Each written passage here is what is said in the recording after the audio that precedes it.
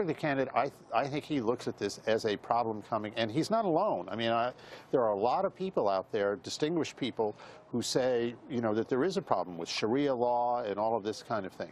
So I think to some degree we're dealing with semantics. But most assuredly, there's a problem, and we have to figure out what to do, how to deal with it. This gets to the issue of, you know, fixing the immigration system. When we talked about, what was her name, Tashfeen Malik, and coming into the country and banning Muslims temporarily until we can figure out what's going on with the immigration system. Tim, did the other people do enough to counter that last night?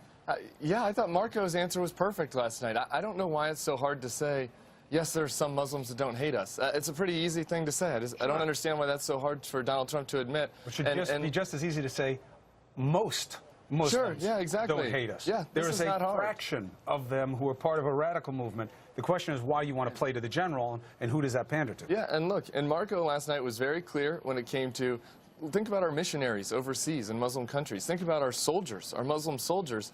You know, why won't Donald Trump have respect for them? I thought it was similar to one other point.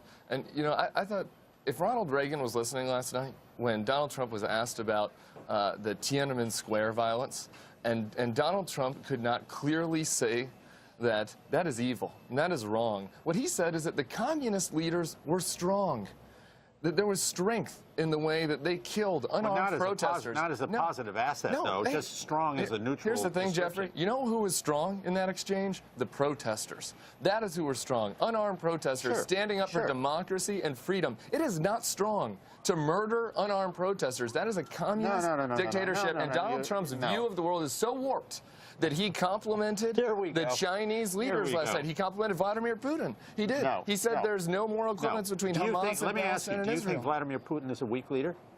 Yeah, I think he's a weak person. I think he's a weak leader? I think he's a weak person who's overcompensating. Is he a weak leader? I would never compliment Vladimir Putin. And guess what? Neither would have Ronald. It's an objective term. It is not subject.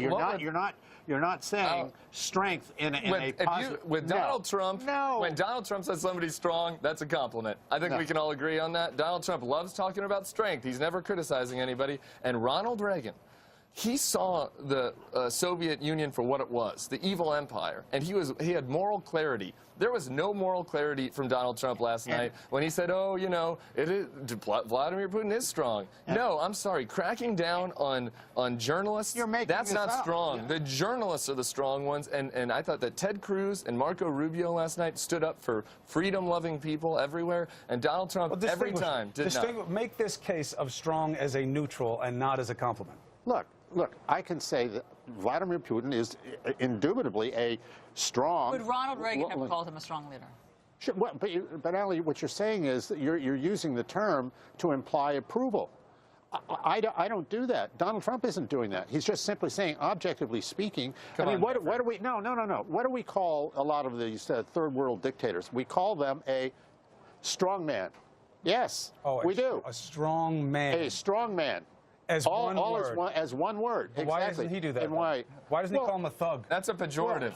That's a pejorative. We could call him a thug. Oh, guys, you're trying to make... You're trying to be cute, Jeffrey. Everybody watching knows that Donald Trump loves strength, and he talks about strength as if that's like the highest compliment Donald Trump can give somebody, that you're strong. And guess what? He is totally wrong on this, and the fact that he's sucked up to Putin because Vladimir Putin said something nice to him, it's embarrassing. And that goes against Republican principles and American principles. Well, so when President Bush 43 said, I looked him in the eyes and saw his soul, he was, that was a good thing. No, I think he was wrong on that, and he said... Holy cow, you didn't say that when you were working for Jeb Bush. Sure, sure I did. Jeb Bush was very clear about Vladimir Putin. Absolutely. But getting back to protesters for a second, there's one closer to home, and that's what's happening. There have been these violent episodes at Donald Trump's rallies. Right. And some say that it's engendered by Donald Trump's rhetoric, where he says, I'd punch somebody in the nose. This protester isn't going to get away with it. Let's punch him in the nose. First of all, everybody is responsible for their own individual actions. There is personal responsibility, but does he have some personal responsibility in toning it down? Well, look, I think that he expresses his thought in the moment here. But let me just say something about this. And as you can imagine, I have gone back and looked, and certainly some of us are old enough to remember this. The American left has a taste for violence. a long and well-documented taste But what for about violence. the rallies now, Jeffrey? Well, Don't distract from what exactly. we're talking about I'm now, not. the Trump I'm not rallies. because I'm saying this is the pattern. They go to incite violence. This is what they do. This He is the objective. sucker punched the guy. This is It wasn't. yes. He yes. sucker punched him out of nowhere. Look. These people show Just up. say it's wrong. These people. How hard is that? Of It's course, wrong. it's wrong. There is no Then place. why are you Tim, trying to Tim, justify I'm it? not trying to justify it. I'm saying let's not play games here with people who show up at rallies with the intent of inciting violence. Here's the question. If you're that naive, you shouldn't be in the Here's White the question. House. I don't want you getting piled on here, although you do invite you to talk about people who incite this kind of stuff. You certainly do it by how you cleverly depict what's being brought your way. Let me ask you this. Yeah. You are getting a little bit of a reflection of the different analysis between the primary and the general. Right. When you get into the general, if Right. you are so Right. fortunate as to do so, the idea of who we are as a country and Right. tolerance is going Right. to loom large. Right. You cannot believe that what he said last night about Islam is going to work in his favor. Yeah. That's what I'm asking you, is how do you translate this then? Sure. I don't buy the premise, Chris. And if we're going to go down that road, if we are going to go down that road, we are going to be talking about Hillary Clinton, right? Yes. Okay. So If she gets the nomination. if she gets the Although nomination. She's crushing him right now. If she right, when she tried to play the sexism card on him the other week, he wheeled around and went after her, as he should. So if we're going to be talking about positive things and positive attributes and not going after people, there's a whole lot of women out there that are already out there supporting Donald Trump because of Juanita Broaddrick, Kathleen Willey, et cetera, who are going to say, You're okay. naming individual people. He's getting crushed in the polls among women. I am saying- and you're saying if this move Also, that what he does did it on have to do if with this Hillary Islam? jujitsu was so great That's all I'm and it's so asking. effective, why is he losing to her in I'm all the saying polls? the willingness to fight back. What you're asking me is in terms of the general election. I'm saying you have to have a nominee who fights back. Sure. When we had Mitt Romney, they were calling Mitt Romney, in essence, a murderer because he killed this steelworker's wife because he didn't provide health care.